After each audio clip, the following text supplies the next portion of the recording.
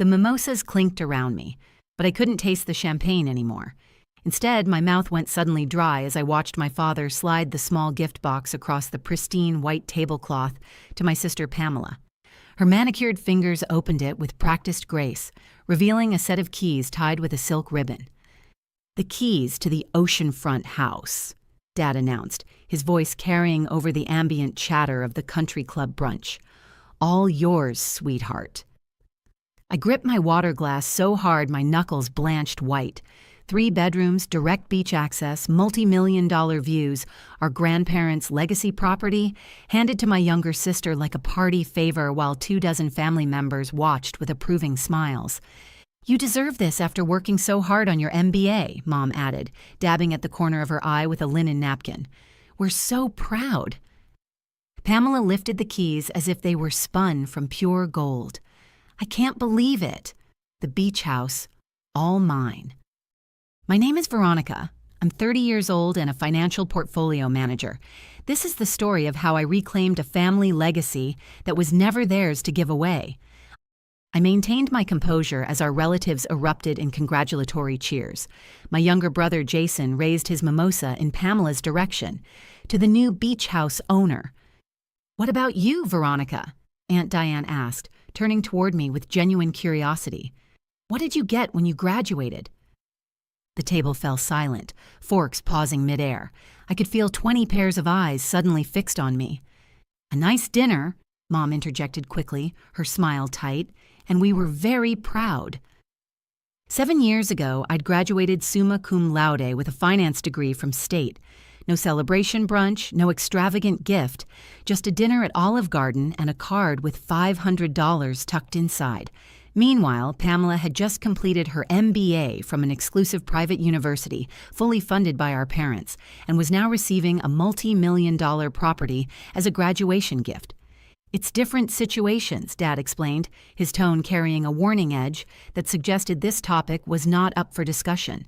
"Pamela's joining the family business.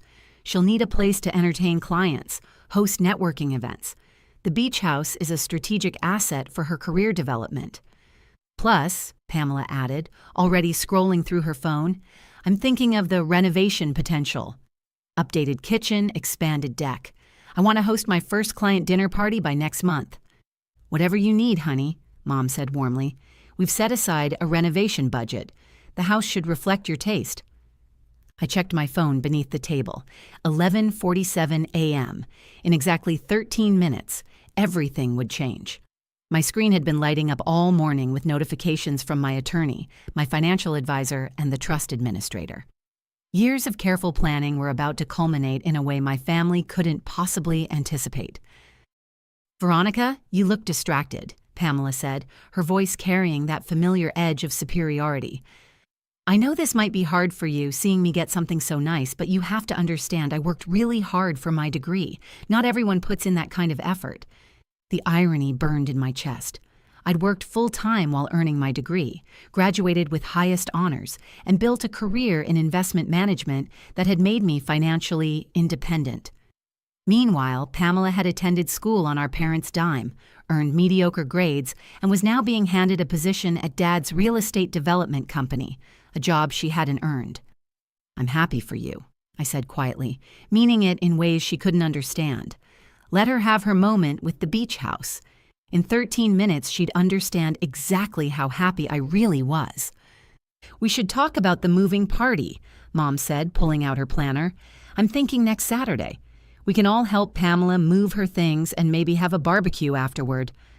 "I've already hired professional movers," Pamela declared. "I'm not having family hauling my designer furniture around." "But yes, to the barbecue. I want everyone to see the place once I've arranged it properly." Jason nudged me under the table. "You'll come to the moving party, right?" "Wouldn't miss it," I replied, my voice steady. Dad's phone rang.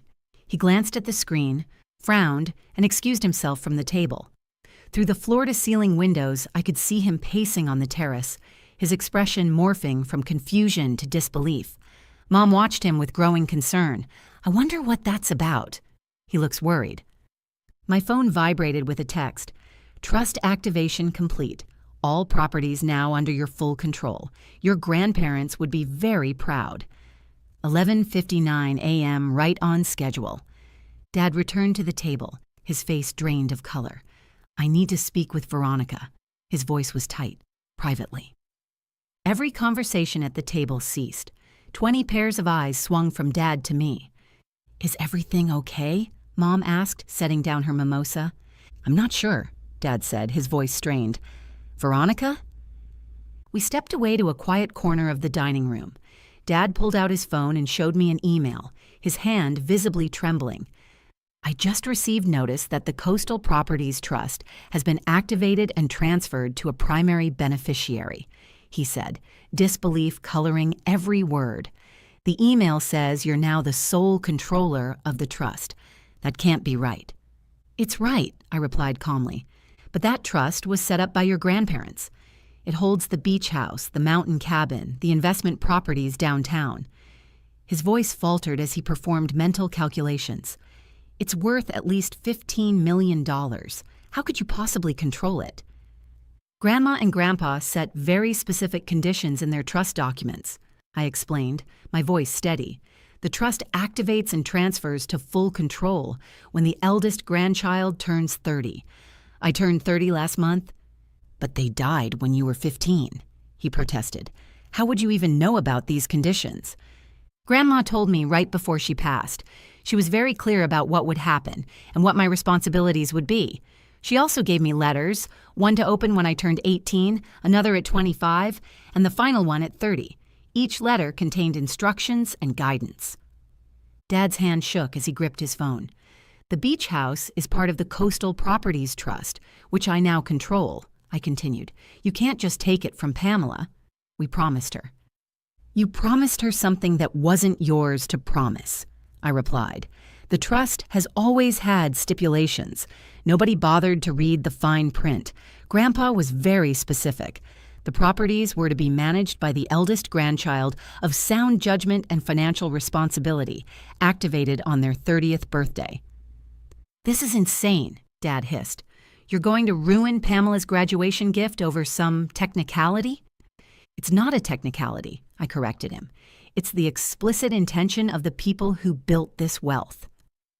Grandma and Grandpa worked their entire lives to acquire these properties. They wanted them protected, managed well, and passed down through the family according to their wishes, not distributed based on impulse decisions. When we returned to the table, everyone was watching us intently, the celebratory mood replaced by tense anticipation. What's going on? Mom asked, her knuckles white around her glass. Dad sat heavily in his chair. There's been a complication with the beach house. What kind of complication? Pamela's voice was sharp, demanding. I pulled out my phone and opened the trust documents. The beach house, along with the mountain cabin and 6 commercial properties downtown, are all part of the Coastal Properties Trust, established by our grandparents, I explained. As of noon today, I became the sole trustee and primary beneficiary with full control over all trust assets. The silence was absolute. You could have heard a champagne bubble pop. Pamela laughed, the sound brittle and forced. That's ridiculous. The beach house has always been family property. It's been trust property, I corrected, managed by a corporate trustee until specific conditions were met. Those conditions were met today. Mom was scrolling through something on her phone. I'm looking at the original trust documents, she said slowly. How did I never see these before? Because Dad managed the family finances and didn't read the details, I said simply.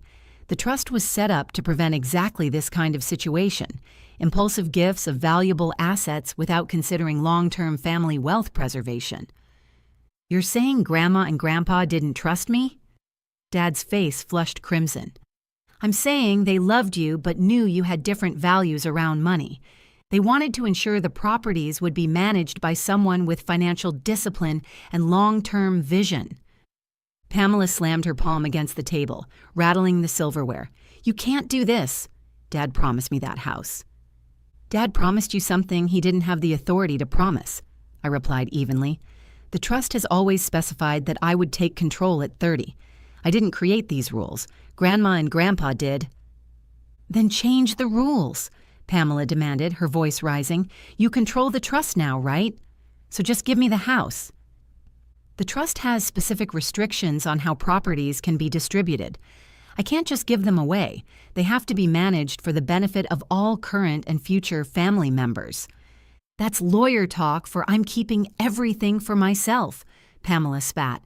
Actually, it's lawyer talk for these properties will be maintained, rented at fair market rates, and the income will be invested for long-term family benefit, which is exactly what Grandma and Grandpa wanted. Mom was still reading the trust documents on her phone. The beach house generates $8,000 a month in rental income when it's not being used by family, she murmured. The commercial properties bring in over $40,000 monthly. This trust has been generating significant income for years. Where's that money been going? Jason asked, leaning forward. Back into the trust for property maintenance, taxes, and investment growth, I explained. The current trust value is approximately $18 million, up from the original $12 million when Grandma and Grandpa died. Good management and appreciation. $18 million, Pamela whispered, her eyes widening, and you're keeping all of it. I'm managing all of it, I corrected. There's a difference. The trust documents specify that family members can use the properties under fair terms. You could still use the beach house, Pamela. You just need to book it through the property manager and pay the standard family rate. Pay? To use my own family's beach house? Her voice rose in indignation. Pay a subsidized rate to use a trust property. Yes, just like everyone else in the family. Dad found his voice again. This is going to tear the family apart. No, Dad, I said firmly. Your promise to Pamela without checking whether you had the authority is what could tear the family apart. I'm just enforcing the rules that have existed for 15 years. Aunt Diane spoke up from the end of the table. I remember when Mom and Dad set up that trust. They were very specific about wanting the properties protected. Dad always said he didn't want his hard work squandered on impulse decisions. Exactly, I agreed. Grandpa built a commercial real estate portfolio through decades of careful investment. He didn't want it broken up or handed out piecemeal. So what? Pamela's voice dripped venom. You're just going to lord this over all of us? Sit on your little throne of properties while the rest of us beg for scraps? I'm going to manage the properties responsibly, I stated calmly. Maintain them well, ensure they continue appreciating in value, and make them available to family members under fair and sustainable terms. That's my job as trustee. You could have told us, Mom said quietly. You could have mentioned this before we promised Pamela the house. I sent Dad an email 3 months ago when the trust administrator notified me of the upcoming activation, I revealed. I outlined the timeline and suggested he review the original trust documents before making any promises about trust properties. He never responded. Dad's face paled. I thought that email was spam. Some kind of phishing scam. You thought an email from Grandma and Grandpa's estate attorney was a phishing scam? I get a lot of emails, he muttered defensively. I didn't read it carefully. That's not my fault, I said firmly. I did my due diligence. You didn't do yours. Pamela stood abruptly, her chair scraping loudly against the floor. I can't believe this. My graduation day, and you're ruining it with your power trip. Pamela, I'm not trying to ruin anything. I'm just clarifying what's actually happening versus what you were told would happen. Same thing, she snapped, grabbing her designer purse. You know what? Keep your stupid beach house. I don't need it. I don't need any of this family. She stormed out, and after a moment's hesitation, Mom followed her. The remaining family members sat in uncomfortable silence. Jason cleared his throat. So, can I still use the mountain cabin for my ski trips? Yes, I nodded. Book through the property manager, pay the family rate, follow the house rules, same as always. There were always house rules? There were always house rules. Most people just ignored them because there was no enforcement. That's changing. Dad stared at his untouched plate. Your grandmother would be ashamed of you. I met his gaze steadily. Actually, Grandma's final letter to me specifically said she knew this would be difficult, but that she trusted me to stay strong and honor her wishes. Even when family members tried to make me feel guilty, she said you'd probably say she'd be ashamed of me. Her exact words were, "Your father will try to make you feel bad. Don't let him. You're doing the right thing." She knew you very well, Dad. Aunt Diane smiled faintly. That sounds exactly like Mom. She loved you, David, but she also knew your weaknesses. This is insane, Dad muttered. $15 million. $18 million, I corrected. $18 million and you're going to manage it all yourself? I have a property manager, an accountant, an attorney, and a financial advisor. I'm not doing this alone, but yes, I'm overseeing everything. It's my responsibility now. And what do you get out of this? Dad demanded. What's your compensation for being the big, important trustee? The trust documents allow the trustee to draw a reasonable management fee, 3% of annual gross income. That's about $43,000 a year currently. Plus, I can use the properties under the same family terms as everyone else. $43,000 to manage $18 million in assets, Jason whistled. That's actually pretty modest. Grandma and Grandpa wanted the trustee to view this as a family service, not a cash grab, I explained. The real benefit is knowing these properties will be there for future generations. Dad pushed back from the table. I need to talk to my attorney about this. You should, I agreed. Have them review the trust documents thoroughly. Everything is legal and ironclad. Grandma and Grandpa use the best estate attorneys in the state.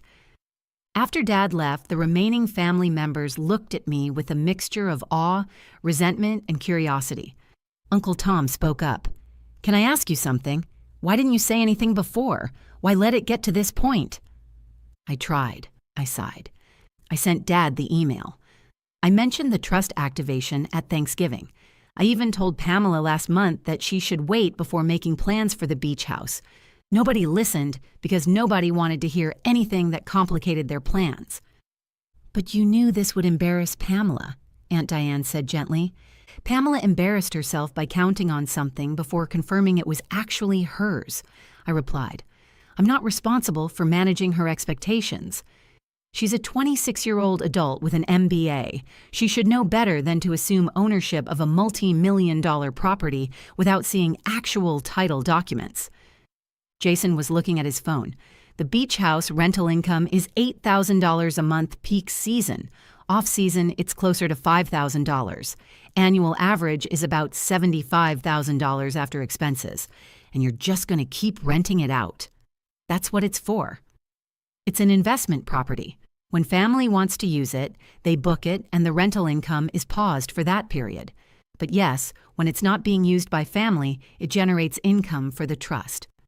That sounds fair, Jason nodded. It's what Grandma and Grandpa wanted, I affirmed.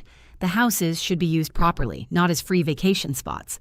My phone buzzed with a text from the property manager.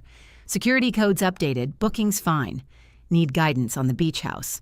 I replied, keep it on rental schedule. Family pays standard rate, no exceptions.